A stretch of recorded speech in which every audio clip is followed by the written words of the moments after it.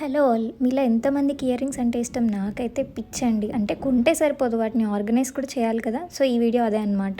నేను ఈ కవర్స్ అమెజాన్‌లో ఆర్డర్ చేశాను. ఇవి వచ్చేసి 3 సైజెస్ వస్తాయి. బిగ్ సైజ్ వస్తది, మీడియం వస్తది అండ్ చాలా చిన్న సైజ్ వస్తది.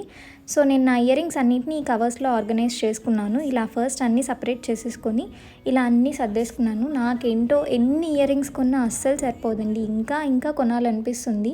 ఇయర్ రింగ్స్ ఇట్లా షాప్‌లో చూడగానే నచ్చితే వెంటనే కొనేస్తాను. సో, అలా అంతా కలెక్ట్ చేసుకున్నవే ఇయర్ రింగ్స్ అన్నీ. వీటిలో వాడనివి చాలా ఉన్నాయి. సో, అన్నీ ఇలా కవర్స్‌లో పెట్టేసుకున్నాక నాకు ఈ చిన్న కవర్స్ మిగిలిపోయాయి. నా దగ్గర పెద్ద సైజ్ ఇయర్ రింగ్సే ఉంటాయి, చిన్న సైజ్వి అస్సలు ఉండవు. సో, నేను ఈ చైన్స్ ఉంటే అవన్నీ ఇలా సెట్ చేసేసుకున్నాను. ఒక్కొక్క కవర్లో పాడవకుండా ఉంటాయని చెప్పి. చైన్స్‌కి ఒక టిప్ చెప్తాను. అలా ఏదైనా మీరు కలిపి పెట్టుకున్నా సరే, చైన్స్ ఎప్పుడైనా హుక్ పెట్టేసి పెట్టుకుంటే అవి ఊరికే మెలిక పడకుండా ఉంటాయి. ఇన్‌కేస్ పడినా సరే వెంటనే వచ్చేస్తాయి. సో, నా ఇయర్ రింగ్స్ అన్నీ ఇలా ఆర్గనైజ్ చేసుకున్నాను. ఇలా ఉంటే చాలా క్లియర్‌గా అర్థమవుతుంది మనకి ఏది పెట్టుకోవాలని. Thanks for watching.